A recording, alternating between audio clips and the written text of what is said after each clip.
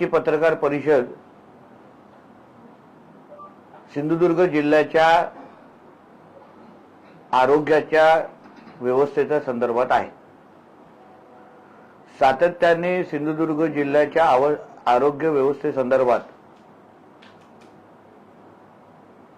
आपल्या माध्यमातून पण बातम्या दिल्या जातात। जनतेमध्ये मोठ्या प्रमाणामध्ये नाराजगी आहे। त्या तालुक्यात पण कॅम्प होणार आहे, त्याच्यामध्ये स्क्रीन होणार, कारण आपण हा स्पेशालिटी कॅम्प घेतोय, म्हणजे जनरल सर्व रोग निदान शिबिर नाहीये। तर ह्याच्यामध्ये जे स्पेशालिस्ट येणार आहेत त्या मेन कॅम्प कुठल्या दिवशी आहे? 27 तारखेला। त्याच्या अगोदर 3 दिवस स्क्रीनिंग कुठे होणार आहे? एक देवगडला होणार आहे, 23 तारखेला होणार आहे वैभववाडीमध्ये, 24 तारखेला देवगड आणि कणकवली, आणि 25 तारखेला कुडाळ आणि मालवण।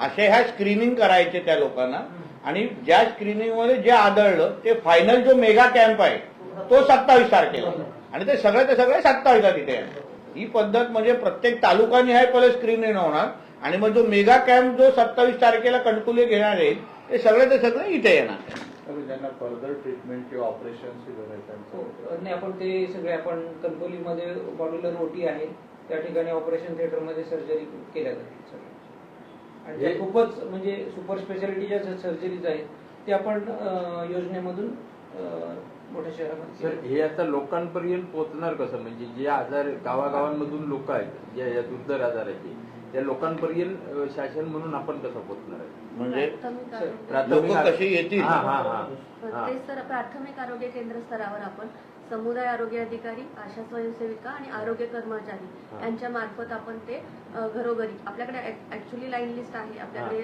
आहे त्याचं स्क्रीनिंग केलेलं, तर त्या लोकांपर्यंत आपण ती माहिती पोहोचवतो। सर, त्याच्यात असं होत आहे की आरोग्य केंद्र किंवा उपकेंद्रांमध्ये पुरेशी व्यवस्था नसल्यामुळे सगळे डॉक्टर रुग्ण तिथे जातात असं होत नाही।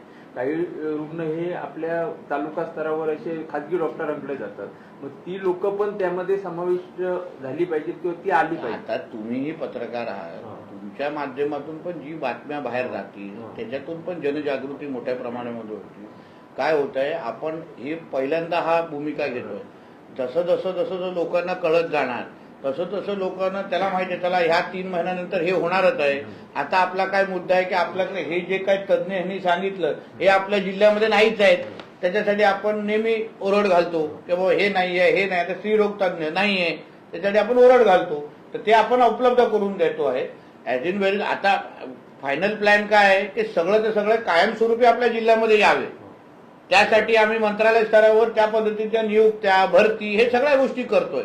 पण तोपर्यंत लोकांना तात्पुरता पर्याय म्हणून अशा पद्धतीचे कॅम्प घेऊन लोकांना ते आरोग्य व्यवस्था चालू आहे हे दाखवण्याच्या दृष्टिकोनातून, ही सेवा देण्याच्या दृष्टिकोनातून हा विषय आहे।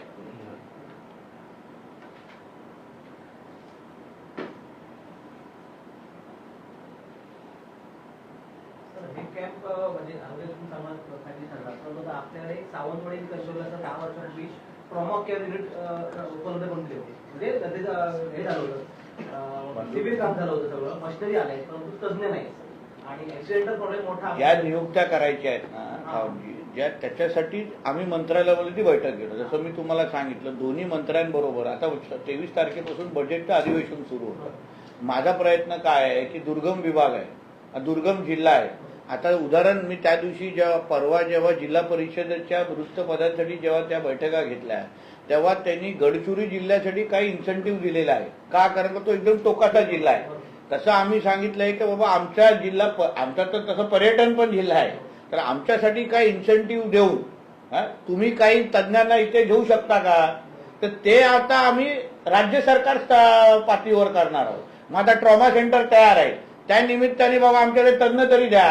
ह्याच्यानी काय होईल तुम्हाला सांगतो, हे सगळं ढवळलं जाईल, सगळं जे काय असत ते थांबलेलं आहे, कोणाही काय कोण कोणाचं वाली नाही असं जे काय दाखवण्याचा जो विषय होतो त्याच्यामुळे जनतेमध्ये मोठ्या प्रमाणामध्ये नाराजगी आहे। त्या निमित्ताने हे सगळेजण तर 3-3 महिन्यामध्ये हे कॅम्प होतात, अशा पद्धतीचे आपल्या लोकांना निदान केलेलं आहे, आपल्या लोकांना तपास करायचा, ही सगळी आरोग्य यंत्रणा ढवळली जाईल।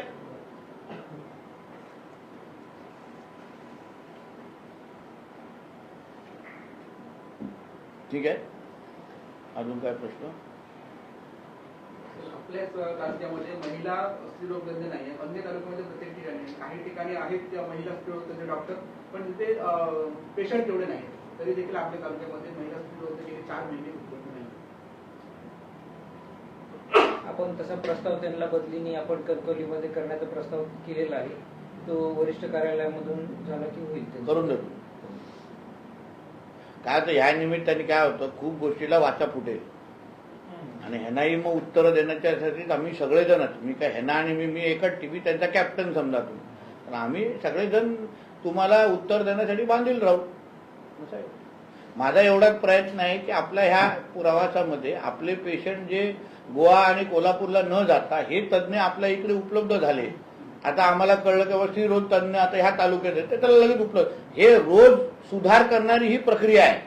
एकदाच होईल का, होणार नाही, पण टप्प्याटप्प्याने जे काही सुधार तुम्हाला सगळ्यांना अपेक्षित आहे, 100% आपला जिल्हा पोचेपर्यंत जे सातत्याने प्रयत्न करायला लागतात ना, ते ह्या निमित्ताने आपण सुरुवात करतोय.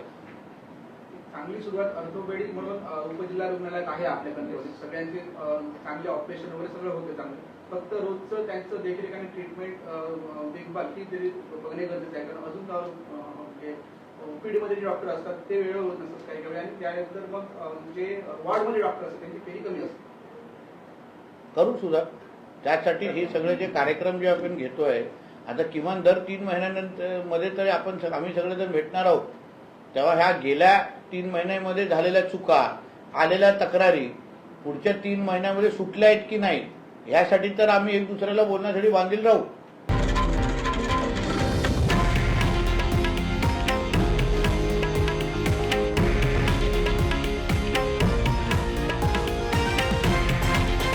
हे आहे देशातील नंबर 1 न्यूज नेटवर्क आणि आपण पाहत आहात TV9 मराठी, एकमेव.